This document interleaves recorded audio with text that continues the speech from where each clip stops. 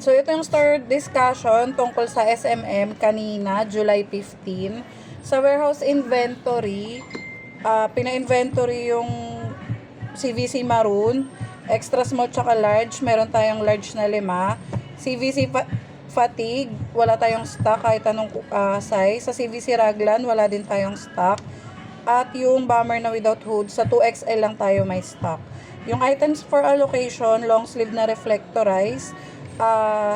Since sa big store tayo, yung maximum natin 10 pieces, yung minimum na stock natin 5 pieces. Sa design update, diniscuss yung sa UV utensil na with case, tsaka corporate jacket. Sa website naman, new update sa Subli Central, yung singlet na sando. Tapos page modification is yung pillow page. New product upload is yung corporate jacket. Ito yung sinasabing singlet. Nawala.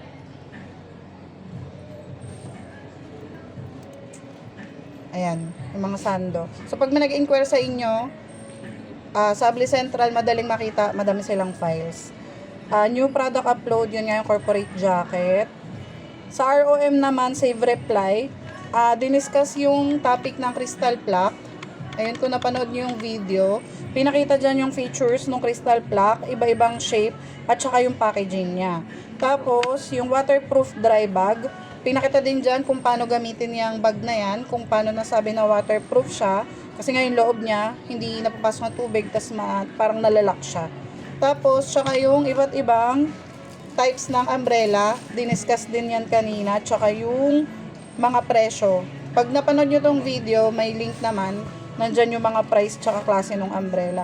Actually, yung save reply, di ba pagka may nag-chat sa atin na inquiry, and recall ko lang, na yan yung sinesend natin. Pag tinatanong nila, ano ba yung mga ino-offer natin, ano bang klase yan, paano ba yan, so dyan natin makikita sa save reply yon. Audit result sa page natin, poor, kasi nga requires ng 2 to 3 posting daily, na hindi natin ganong nagagawa. Recommendation promo sa posting natin, drinkware, jackets, tsaka umbrella. Since tag-ulan nga, yun yung mga magandang masuggest sa mga customer. Sa OLM naman, yung approved marketing sa kanila. Sa Shirt Planet yung polo shirts na may free logo. Sa PYD yung keychain na 50% on sample for bulk order. Ayan. Tapos, sa atin sa Transfer It na page, yung polo shirt na may free na lanyard. Tapos sa ads and promo, ang may update sa mga booklet, yung sa background booklet na na-print ko na kanina, ilalagay na lang sa booklet. Sa TV ads, walang bago. Sa Tricycle 16 yung active natin. May ERVP ngayong araw na 3, yung bagong layout ng back to school.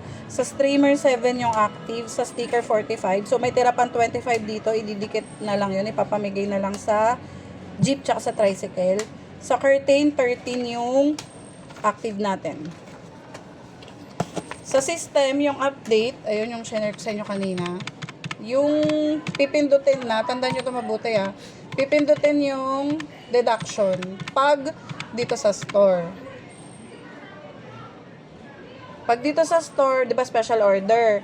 Pero yung item na iba, kinuha nyo dito, pindutin nyo to. Kunyari yung white na large, walang stock sa office, dito nyo kukunin. Pindutin nyo to para mamaya na siya sa inventory natin. Pero kung lahat siya doon kukunin sa warehouse, i-untag nyo yan.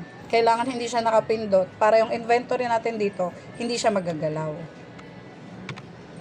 Tapos, yung RM posting, ayan, via system na din siya.